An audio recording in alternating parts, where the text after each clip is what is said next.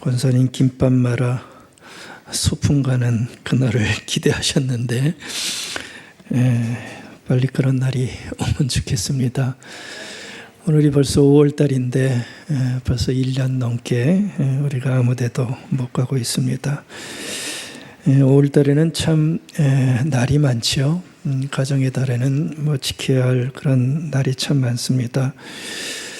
오늘은 그러한 날 중에 주일 중에 하나인데 여러분들 말씀 제목 보셨습니까? 나는 스승이다. 나는 스승이다. 이런 제목으로 그 말씀을 보게 되는데 이런 말씀을 보게 되는 이유는 우리 5월 셋째 주를 우리 교회에서는 스승의 주일로 그렇게 지키고 있습니다. 요즘은 청년주일로 지키는 그런 교단도 많이 있습니다. 어린이주일, 어버이주일, 청년주일 이러면서 한 세대를 이렇게 주일로 지키게 되는데, 그래서 지금은 뭐 스승의 주일과 청년주일이 좀 혼재되어 있는 그런 상황입니다. 뭐 어떤 주일을 지켜도 상관은 없습니다. 그래서 저희는 오늘 스승의 주일로 좀 지키면서 이런 기념일을 지키는 이유는 생각하라는 거겠죠. 그분들의 소중함도 생각하고 또 감사하라는 뜻이 있는데, 오늘 스승의 주일 지키면서 우리의 삶 속에 지나쳐 갔던 많은 스승들 다시 한번 기억해보고 또 감사드리면서 또 그 스승들의 뜻을 되새기는 그런 시간 좀 가지면 좋겠습니다. 스승이란 존재는 그런 존재죠. 일반적인 의미에서 말한다면 우리를 바르게 이끌어주고 가르쳐주는 그와 같은 분들, 그것을 우리는 스승이다, 교사다, 또 선생이다, 뭐 그렇게 얘기를 합니다. 그러니까 없어서는 안 되는 존재들이겠죠. 그렇죠? 태어나면서부터 스승 없이 우리는 살아갈 수가 없는 대단히 필요하고 소중한 분들입니다. 스승은 참 여러 종류가 있습니다. 학교와 같은 공식적인 기관에서 제자 스승의 관계도 있겠지만, 사실은 모든 관계가 스승 제자의 관계가 될 수 있는 게 이 스승과 제자의 관계라고도 할 수 있을 거예요. 이런 얘기가 있어요. 모든 사람은 친구가 아니면 스승이다. 이런 얘기가 있습니다. 친구는 살아가면서 힘들 테니까 위로하라고 보내주신 존재가 친구다, 이렇게 얘기를 하고요. 스승은 우리에게 부족한 것이 많으니까 서로를 보다듬으면서 또 배우고 가르치라고 하는 존재로 우리에게 보내주신 분들이 스승이다, 이렇게 얘기를 하는 것입니다. 그러니까 친구든 스승이든 정말 중요한 우리 삶의 동반자들이고요. 없어서는 안 되는 너무나 귀한 아마 존재가 될 것입니다. 서로에게 스승이 돼야 되겠죠. 그렇죠? 우리 교우님들은 저에게 스승이십니다. 저에게 스승이십니다. 많은 것을 가르쳐 주십니다. 또 여러분들도 저를 스승으로도 봐줄 수 있겠죠. 그것만이 아닐 거예요. 남편과 아내도 서로에게 사실은 스승이고 또 스승이 돼야 되는 존재들입니다. 서로를 성장시키고 바른 길로 인도해 줄 수 있는 아름다운 관계, 그것이 바로 부부의 관계라고도 할 수 있겠죠. 그래서 스승이 되려면 뭐 또 아무나 되지는 않겠죠. 좋은 스승 되려면 또 스승다워야 또 스승이 될 수 있지 않겠습니까? 참 재미있는 뜻풀인데요. 이 스승을 한글로 이렇게 푸는 걸 봤어요. 스스로를 이긴 사람, 이게 스승이라고 그럽니다. 그렇죠? 말이 되죠? 자기 스스로를 이긴 사람이 스승이라는 겁니다. 다시 말씀드리면 저 정도는 돼야 스승의 가치가 있다라는 것으로 우리는 받을 수가 있을 것입니다. 여러분들 시편 145편 5절에 보면 시편 기자가 하는 참 놀라운 기도 한 대목 우리가 만날 수가 있어요. 거기서 기자는 이런 기도를 드립니다. 의인이 사랑의 매로 나를 쳐서 나를 꾸짖게 해주시고 악인들에게 대접을 받는 일이 없게 해 주십시오. 이게 기도였어요. 세상에 야단 맞는 거 좋아하는 사람 어디 있습니까? 싫은 소리 듣기 좋아하는 사람 어디 있습니까? 근데 이 시인은 지금 그걸 기도하고 있는 거 아닙니까? 나를 꾸짖게 하는 그런 존재, 나는 나를 꾸짖어도 좋으니까 심지어 나를 회초리로 때려도 좋으니까 나를 꾸짖어서 질책해서 악인의 길로 빠질 때 글로 빠지지 않는 그러한 사람, 시인은 의인이라 얘기했지만 이게 스승의 존재 아니겠습니까? 그런 스승 나에게 좀 허락해 주십시오. 이런 기도를 하고 있어요. 여러분들 이런 기도 해보신 적 있으세요? 예, 나를 야단치는 사람 좀 있게 해주십시오. 쓴소리 하는 사람 좀 있게 해주십시오. 하는 기도 아닙니까? 얼마나 고수의 기도예요, 이게. 삶을 아는 사람만이 할 수 있는 저는 그런 깊은 기도라고 이 구절을 보게 됩니다. 그래서 여러분들, 나를 바로 잡아줄 수 있는 그러한 존재가 있다는 것, 스승이 되겠지요. 나를 바르게 잡아줄 수 있는 스승이 있다는 것은 굉장히 큰 축복이고 은혜라는 것을 우리는 좀 알고 있어야 됩니다. 스승은 그래서 거기 있어야 되고요. 그리고 스승의 권위를 우리는 세울 수 있고 인정해 줄 수 있는 그러한 삶이 참 많이 필요합니다. 여러분들, 스승은 그 스승의 권위와 스승의 존재를 인정할 때만 스승이 된다는 거 아시죠? 내가 스승으로 여기지 않으면 나에게 뭔가를 던져주는, 바른 길로 인도해 주는 존재로 내가 인정해 주지 않으면 스승은 없어요. 어디서도 스승은 찾을 수 없어요. 그러니까 스승은 있어야 되지만 스승의 권위와 스승의 존재를 내가 받아들일 때만 스승이 만들어진다는 것, 우리가 알고 있어야 됩니다. 권위주의는 없어져야 되겠죠. 쓸데없는 권위주의는 없어야 되겠지만 권위는 살아있어야 됩니다. 그래야 스승이 글쎄요, 만들어진다고 얘기하면 좀 어폐가 있지만 스승이 있게 되는 거고요. 그 권위가 살아있을 때만 가르침으로 나에게 다가올 수가 있게 되는 거죠. 권위가 없어지면 가르침은 있을 수가 없습니다. 권위가 사라지면 가르치는 자체가 성립이 될 수가 없습니다.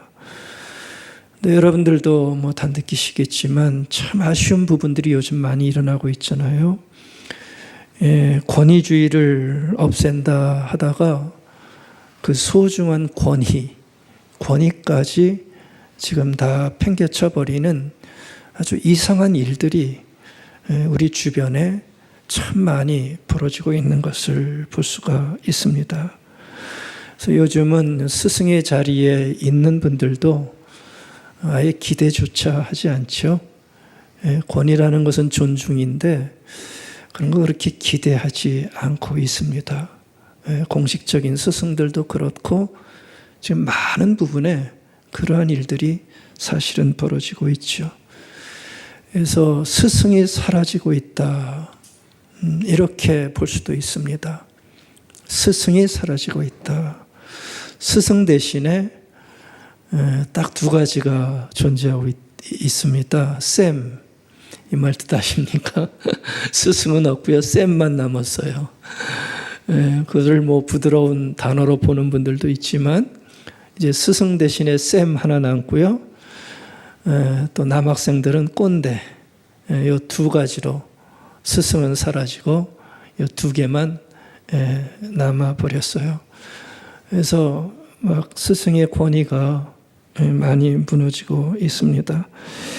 제가 글 한 대목 좀 읽어드리고 싶어요. 이게 아주 오래된 글인데 18세기 조선시대 유학자의 글입니다.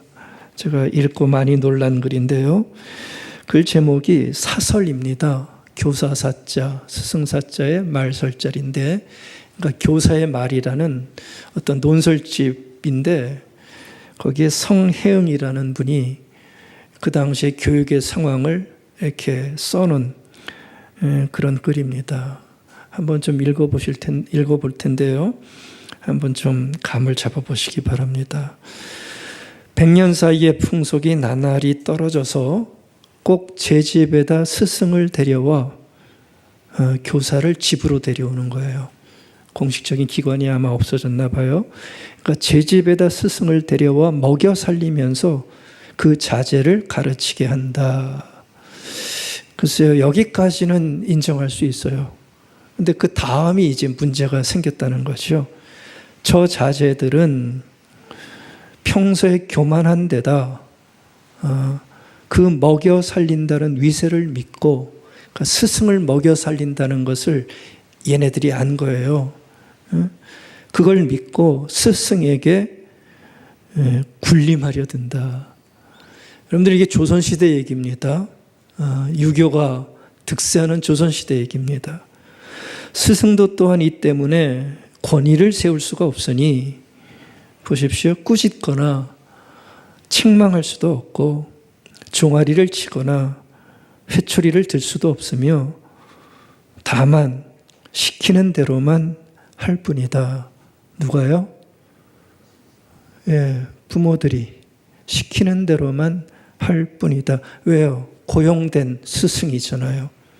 애들도 우리 집 밥 먹고 사는 사람이다.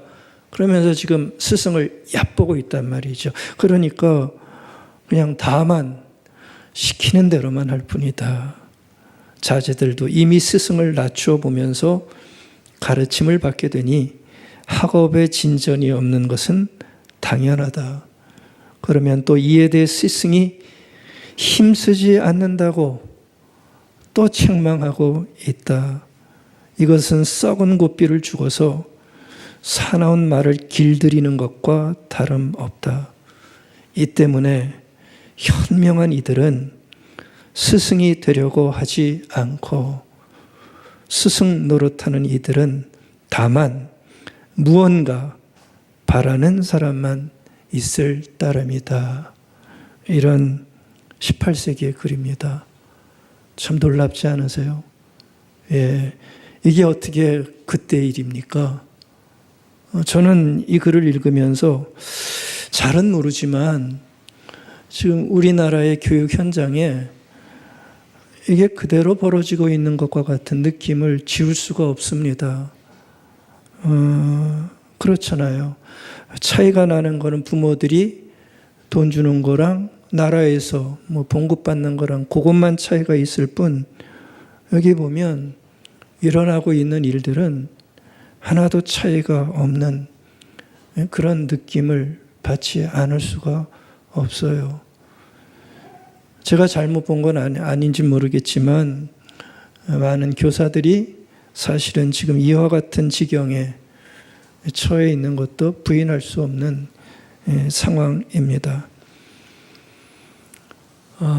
이때는 군사부 일체의 시대니까 좀 더 엄격했을 것 같은데, 근데 보십시오.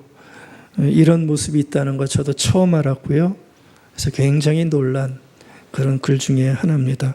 보십시오. 스승의 권위가 어때요? 세워지지 않고 있지요. 바닥입니다. 바닥입니다. 부모들의 말 한마디에 꼼짝을 못합니다. 왜요? 돈을 주니까. 그러니까 교사를 하려고 하지 않는데요. 그렇죠? 교사를 하려고 하지 않고 하는 이들은 다만 무언가, 이게 뭔지는 잘 모르겠어요. 그런 것만 바라고 있다. 여러분들, 우리가 스승이 필요하다면 어디에서도 스승의 권위는 세워줘야 되고 살아있게 만들어야 됩니다. 세상이 그래도 스승의 가치를 아는 사람들은 이러한 모습에서 참 주의를 할 필요가 있을 것 같아요. 왜냐하면 존중하고 따를 때만 가르침이 일어나고 배울 수가 있기 때문에 그런 거죠. 여기 있는 것처럼 고용인처럼 하대하고 군림하면 아무것도 일어날 수가 없습니다. 단순한 예를 든 거지만 모든 스승과 또 서로에게 스승이 되는 관계에 이러한 모습들은 아마 그대로 적용이 될 수 있을 것 같아요. 근데 참 감사하게도, 아니 다행이게도 그나마 우리에게는 아직 훼손되지 않은, 또 훼손시키지 말아야 될 권위 있는 스승, 우리가 한 분이 계십니다. 그 원본 스승을 우리가 좀 더 잘 살펴보고 그 스승에게서 배워서 우리가 살아갈 때 또 우리 서로에게 더 좋은 스승의 관계를 아마 유지시킬 수 있을 것입니다. 우리에게 있는 권위 있는 스승은 예수 그리스도, 바로 그분이십니다. 오늘 그 말씀을 좀 드리고 싶습니다. 주님은 스스로 나도 스승이다, 이런 말씀을 해주실 정도의 모습을 보여주셨어요. 오늘 말씀이 바로 그 얘기 아닙니까? 예수님은 자신을 선생이라 또는 주로고 주라 부르는 그 제자들의 호칭이 맞다라고 인정하신 후에 그렇게 말씀하시는 겁니다. 나는 스승이고 또한 주님이다 라고 말씀해 주시는 장면이죠. 13절입니다. 제가 한번 읽어드릴게요. 너희가 나를 선생이라 또는 주라 하니 너희 말이 옳도다. 내가 그러하다. 무슨 얘기입니까? 나는 선생이라는 겁니다. 그리고 나는 주라는 겁니다. 다 맞다는 얘기입니다. 그러니까 주님은 지금 나는 스승이라고 하는 어떤 주님의 어떤 정체성에 대해서 굉장히 강조를 하고 계시는 거죠. 나는 선생이다. 나는 스승이다. 강조를 하시는 거예요. 주님이기도 하지만 나는 동시에 너희들의 스승이다. 이걸 지금 앞세우고 계시는 모습입니다. 왜 선생됨을 그렇게 강조하셨을까요? 그렇죠? 왜 스승됨을 주님은 이렇게 다시 한번 방점을 찍으면서 강조하셨을까요? 우리는 이 본문을 보면서 나는 스승이다 강조하신 주님의 의도와 뜻을 좀 헤아릴 필요가 있습니다. 나는 스승이다. 이것을 강조하신 뜻은 다른 데 있는 것 같지 않습니다. 나는 스승이니 너희들이 어떻게 하라는 겁니까? 스승의 말씀과 가르침을 따라와야만 되는 존재들이다. 바로 그것을 아마 강조하고 싶으셨던 것 같습니다. 스승이니 그것을 강조하니 너희는 나를 따라오고 나에게 배워야 되는 사람들이다. 이것을 아마 마음에 두셨던 것 같아요. 그러니까 스승의 가르침을 아주 분명히 알고 따라오라고 하는 주님의 마음이 거기에 드러나고 있는 것입니다. 스승을 따르는 이들이 해야 할 가장 중요한 일이 뭐겠습니까? 그렇죠? 만약 내가 어떤 일을 스승으로 여긴다면 그 따르는 이들이 해야 할 가장 1번 앞서야 될 일은 다른 게 아니겠죠. 가르치는 그 가르침을 따르는 것보다 중요한 건 없습니다. 왜요? 그 존재가 스승이니까. 스승이라 여기면서 가르침을 따르지 않는다는 것은 문제가 있는 거죠. 그러니까 스승이라면 그 가르침이 있을 터이고 그것을 따르는 존재가 스승이라 칭하는 자들이 가져야 할 가장 소중한 모습이라는 것을 아마 얘기를 해주고 있는 것 같습니다. 여러분들 스승이라면 그 가르침대로 따라야 됩니다. 굉장히 중요한 포인트지요. 우리가 예수님을 스승이다라고 한다면 언제 스승이 되겠습니까? 그 가르침을 여러분들이 따르실 때만 예수님은 진정한 여러분들이 따라가야 할 스승의 모습이 되어질 수 있게 되어지는 것입니다. 이런 말이 있어요. 진리가 있는 곳이 바로 스승이 있는 곳이다. 진리가 있는 곳이 바로 스승이 있는 곳이다. 저게 동양고전이지만 참 소중한 말인 것 같습니다. 여러분들 진리가 있는 곳에 스승이 있다고 그럽니다. 뒤집어서 얘기하면 진리가 없다면 도지어 어떤 가르침일 겁니다. 말씀이 없다면, 진리가 없다면 뭐가 없는 거지요? 스승은 없는 겁니다. 아니, 스승이 있어도 그 가르침이 없으면 스승이 없다는 겁니다. 그래서 진리가 있는 곳에만 뭐가 있다고요? 여러분들의 스승이 존재한다는 거예요. 이게 그 당시에 굉장히 중요한 교육의 아마 슬로건 같은 거였던 것 같아요. 진리가 있어야 되고 스승이 있어야 되는데 진리가 있는 곳에만 스승이 있다는 거예요. 말씀이 있는 곳, 가르침이 있는 곳에만 스승이 있다는 얘기입니다. 그러니까 가르쳤는데 그 말씀이 없게 되어지면 스승은 없는 거나 마찬가지라는 얘기입니다. 그래서 주님께서 나는 스승이다 이렇게 던져주신 거는 무슨 얘기일 것 같아요? 자신의 가르침을 잘 따라와라. 잘 따라와라. 그것이 너희들에게 중요하다 말씀해 주시는 것입니다. 제자가 될 때, 여러분들 제자가 될 때, 따르는 이가 될 때 수준이 있는 거 아닙니까? 어느 정도의 제자가 되어지느냐, 이것도 굉장히 중요한 문제입니다. 어느 정도의 제자가 되느냐, 말씀을 잘 따를수록 좋은 제자겠죠. 그렇죠? 그리고 말씀을 잘 따를 때 스승도 존재하기에 빛이 나고 잘 따르는 제자도 아마 좋게 되어질 것입니다. 제자에 대한 색다른 정의가 있는데 한번 좀 들어보시기 바랍니다. 참 색다른 정의예요. 어느 정도의 제자가 되느냐에 참 필요한 정의인데 한번 좀 들어보시기 바랍니다. 제자는 아주 역설적으로 얘기합니다. 제자는 가르치는 사람이다. 거꾸로 얘기를 하죠. 제자는 가르치는 사람이다.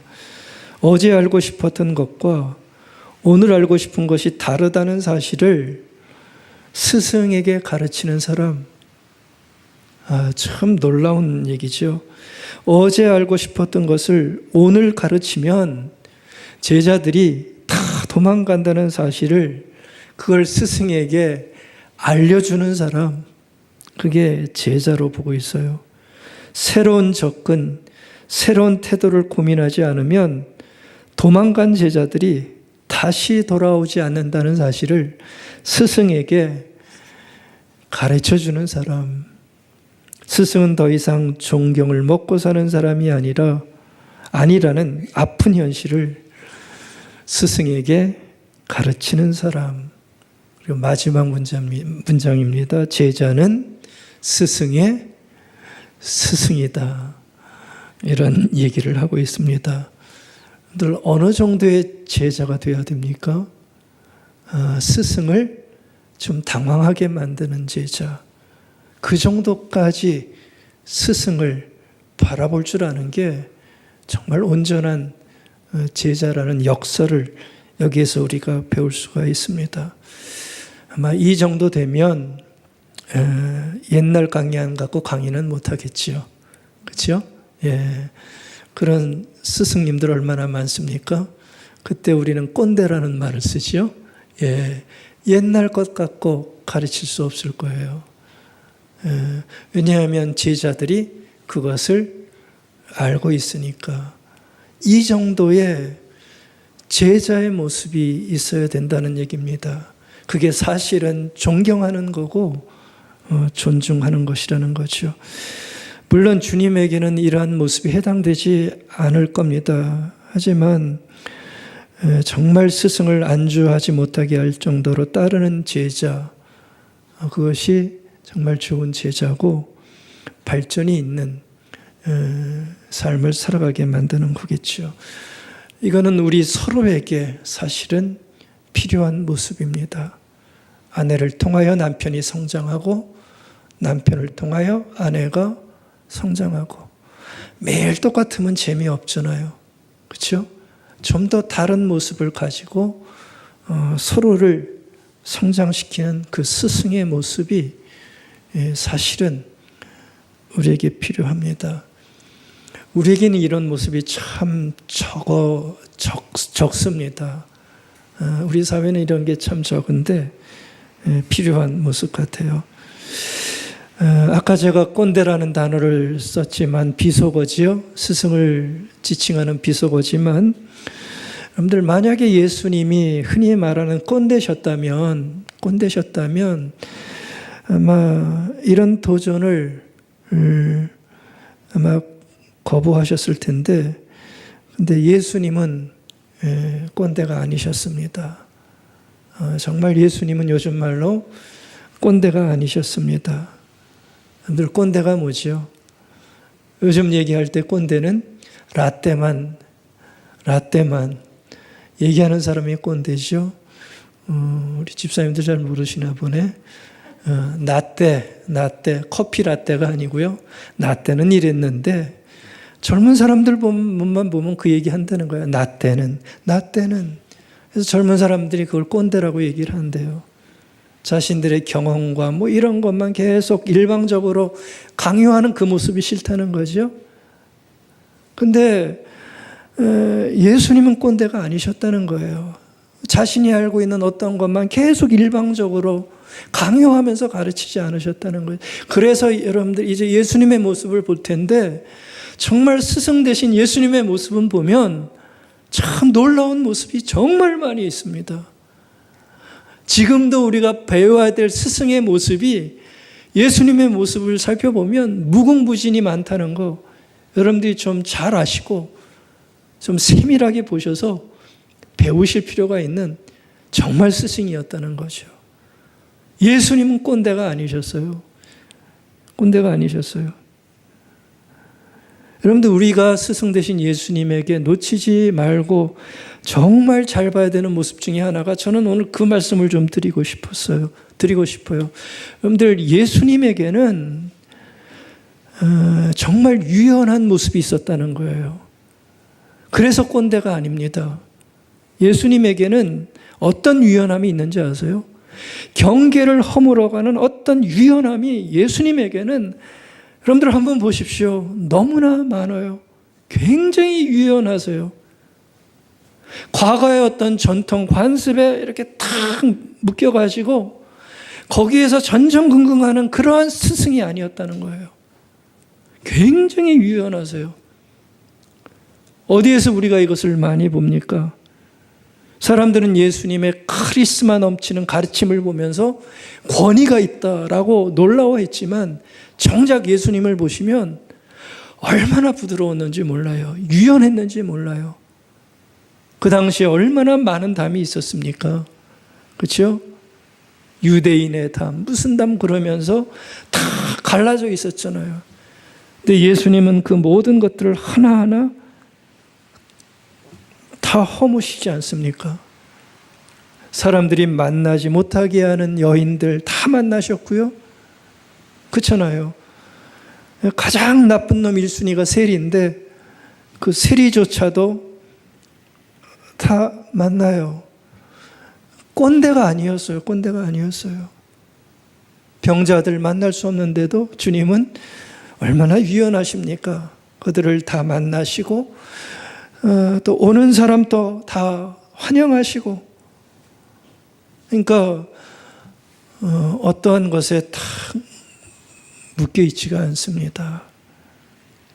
그런데 오늘 본문에서도 보면 제자들의 발 씻어주는 모습이 나오는데 여러분들 여기에서도 굉장히 유연한 우리 주님의 어떤 모습을 우리는 볼 수가 있습니다. 여러분들 왜 주님께서 이제 그 십자가 달려 돌아가시는 바로 그 시점에서 제자들의 발을 씻어준지 아세요? 다 이유가 있습니다. 바로 이 제자들 때문에 주님께서 그 중요한 순간에 제자들의 발을 굳이 씻어 주시려고 하신 거예요. 그러니까 사실 이 장면이 나오게 된 이유를 보면 여러분들 기억나시죠? 이제 예수님 이제 십자가 지러 가는 시점 다 됐는데 뜬금없이 누가 가까이 와요? 야고보와 요한이 슬쩍 조용히 주님한테 오더니 부탁 하나 하죠. 정권 잡으면 좋은 자리 우리 하나씩 주십시오. 슬쩍 그 부탁을 한단 말이에요. 청탁하는 거죠. 그걸 또 다른 제자들이 알게 돼요. 그러면서 막 안 좋아졌잖아요. 분위기가. 이 서로 높음을 추구하는 제자들의 모습을 주님께서 보신 거죠. 바로 그 모습을 보시고서 주님은 이렇다 저렇다 딴 말씀하지 않으셨어요. 너희들 멀었다, 부족하다 이런 말씀하시지 않고요. 바로 오늘 그 모습입니다. 스승 되신 자로서 제자들의 발을 씻겨주신 거예요. 그래서 바로 그 장면이 나온 겁니다. 그 당시에는 제자들이 스승의 발을 씻겨주는 건 있었대요. 제자들이 스승의 발을 씻겨주는 건 있었는데 오늘 이 모습처럼 스승이 제자들의 발을 씻겨주는 그런 법은 어디에서도 찾아볼 수 없었다고 합니다. 그런데 보십시오. 주님은 뭔가 목적하는 바가 있으니까 그 목적 때문에 보십시오. 어떤 고정관념, 관습, 그 당시의 분위기 이런 거에 전혀 묶이지 않고요. 제자들의 발을 씻겨주신 거예요. 여러분들 경계를 허무는 유연함이 우리 스승 예수님에게는 분명히 있었던 것을 우리는 볼 수가 있습니다. 제자들의 그 더러운 발을 씻겨주는 주님의 부드러운 손만큼 굉장히 유연한 그 모습을 우리에게 보여주고 있는 거죠. 그것으로 가르치시고 사실은 본을 보여주신 것입니다. 꼰대들은 할 수 없는, 스승만이 할 수 있는 굉장히 중요한 어떤 관습에 젖어 있는 모습으로는 할 수 없는 굉장히 파격적인 모습을 보여주고 있는 모습입니다. 15절에 보면 제자들의 발을 씻어준 이유를 주님께서는 분명하게 말씀해 주시죠. 내가 너희에게 행한 것 같이 너희도 행하게 하려고 본을 보였다. 가르쳐 주신 겁니다. 그러니까 스승된 도리를 그렇게 유연한 모습으로 보여주심으로써 그들을 가르쳐 주셨다는 것이죠. 여러분들 가르침 중에 최고의 가르침이 뭘까요? 우리가 뭔가를 가르치려고 할 때, 뭔가를 사람들에게 도전하려고 할 때 해줄 수 있는 최고의 가르침. 뭐 사람마다 좀 틀릴 수 있겠지만 저는 자기를 반성하게 만들어주는 가르침이 굉장히 중요한 가르침으로 보고 있어요. 자기 반성을 하게 만드는 가르침이라는 것이죠. 그러니까 상대방에게 자기 반성을 할 줄 알게 만드는, 자기 반성을 하게 만드는 가르침이 저는 굉장히 좋은 가르침이고 필요한 가르침이라고 보고 있습니다. 자기 반성이 없는 가르침은 굉장히 잠깐일 것 같아요.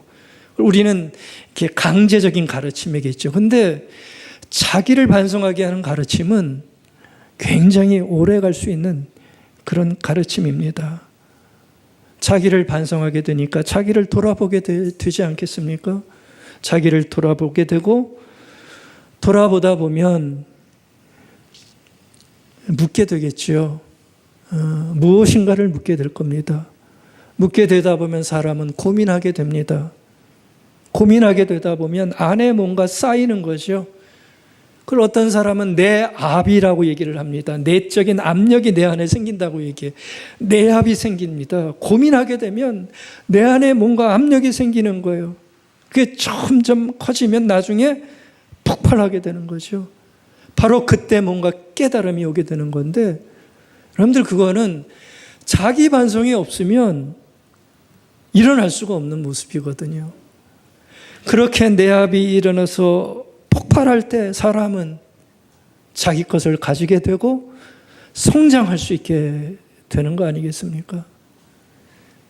그래서 저는 가르침 중에 최고의 가르침은 자기를 반성하게 하는 가르침인데, 여러분들 우리 주님께서 제자들에게 바로 이러한 가르침을 아주 유연하게 보여주신 것 같아요.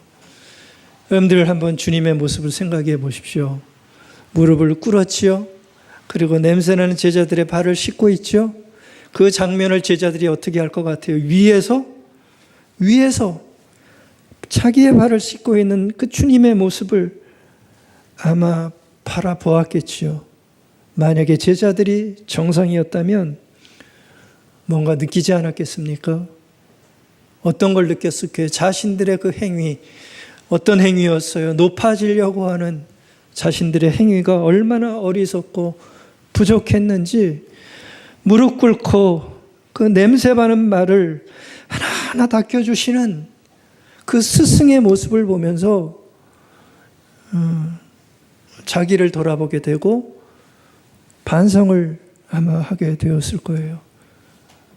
주님께서는 바로 그 모습을 아마 보여주고 있었던 것 같습니다. 물론 제자들은 아직 시간이 더 필요했던 사람들입니다. 하지만 주님은 가르쳐주고 계시는 거죠. 아주 유연하게, 그리고 자기를 반성할 줄 알게 하는 가르침을 주고 있습니다. 여러분들, 참된 스승은 모방을 원하지 않습니다. 참된 스승은 창조를 원하십니다.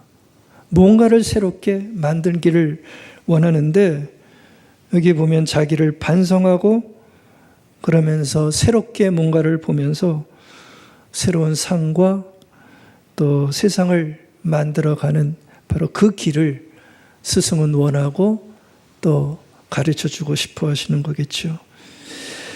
여러분들, 자기 반성을 하게 하는 우리 스승 예수님에게서 볼 수 있는 모습, 제가 생각나는 대로 몇 가지 좀 적어왔어요. 자기를 반성케 만드는 우리 주님의 스승 되신 주님의 모습입니다. 여러분들, 저 장면을 제가 쭉 나열할 텐데 여러분들의 자기 반성의 모습으로 한번 좀 삼아 보시고 뭔가를 새롭게 길을 발견하시면 좋을 것 같습니다. 여러분들, 주님의 모습을 보면 사명에 대한 굉장히 깊은 확신이 있으셨어요. 그렇죠?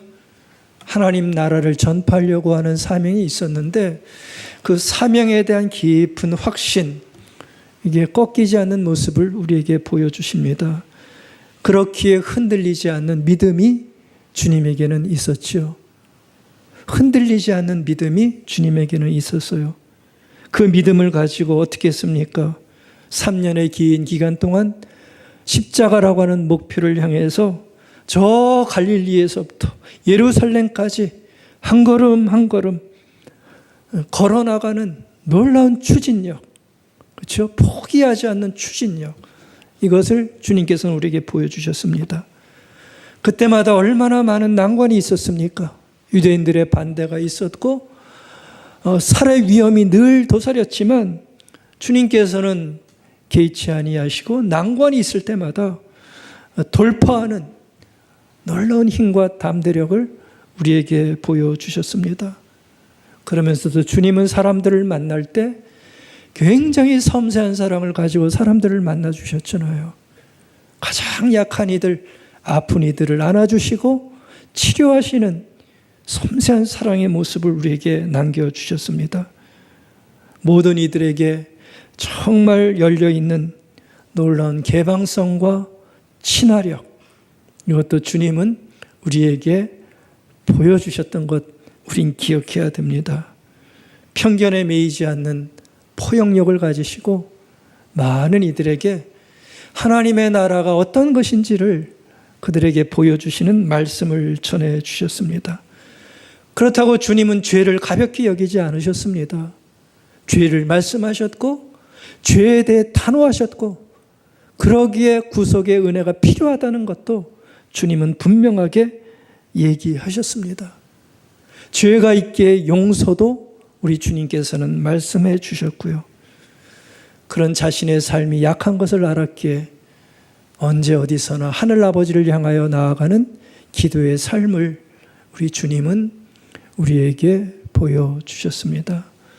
여러분들, 바로 이러한 모습들, 제가 구체적인 예는 하나도 들지 않았지만 이렇게 간단히만 봐도요, 우리의 모습을 볼 때마다 자기를 반성케 하는 참 많은 것들을 주님께서는 우리에게 가르쳐주고 계십니다.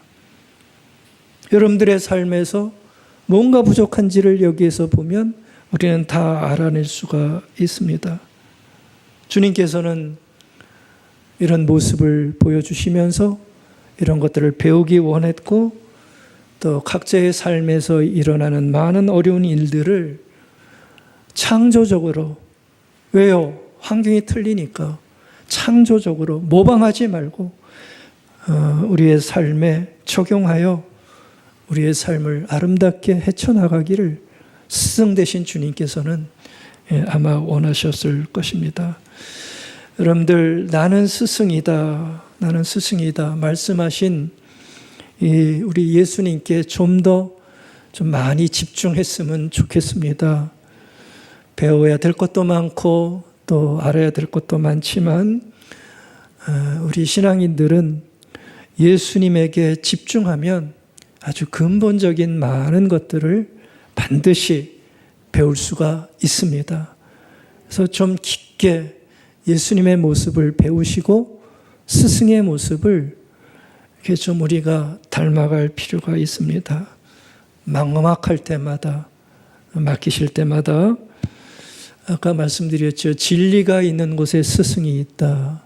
진리가 있는 곳에 스승이 있다 그랬는데 바로 말씀이 진리고 진리 안에 우리 예수님이 존재하십니다. 진리가 있으면 예수님이 함께 하시고 스승으로서 우리를 반드시 가르쳐 주실 것입니다. 바로 그럴 때 정말 생각지도 못했던 방법들, 길들, 또 돌파구들, 아이디어를 우리에게 허락해 주실 것입니다. 여러분들과 또 여러분들의 자녀들과 교회와 이 땅 가운데 사는 많은 분들이 최고의 스승인 예수 그리스도를 좀 잘 배웠으면 좋겠습니다. 여러분들, 예수님은 꼰대가 아니십니다. 예수님은 꼰대가 아니십니다. 여전히 우리 시대와 호흡하는 참 깨어있는 많은 것들이 열려있는, 지금 우리가 봐도 놀라울 정도의 아름다운 모습을 가지신 참다운 스승이십니다. 여러분들 이 스승 정말 놓치지 마시고 많이 좀 배우셨으면 좋겠습니다. 그런 얘기 있지 않습니까? 학이 시습지 불력 역호다. 그렇죠? 배우고 익히고 그 다음에 기뻐하고 배우고 익히고 기뻐하고 스승 예수를 따라가는 우리들의 아마 삶이 되어야 될 것입니다. 스승의 주일, 여러분들의 스승이 누구인지 한번 살펴보시면서 인간의 스승, 또 함께 동행하는 분들의 스승도 여러분들이 배우시고 가장 귀한 스승인 예수를 따라가는 귀한 배움이 여러분들 인생 가운데 늘 같이 할 수 있기를 바라겠습니다. 아멘.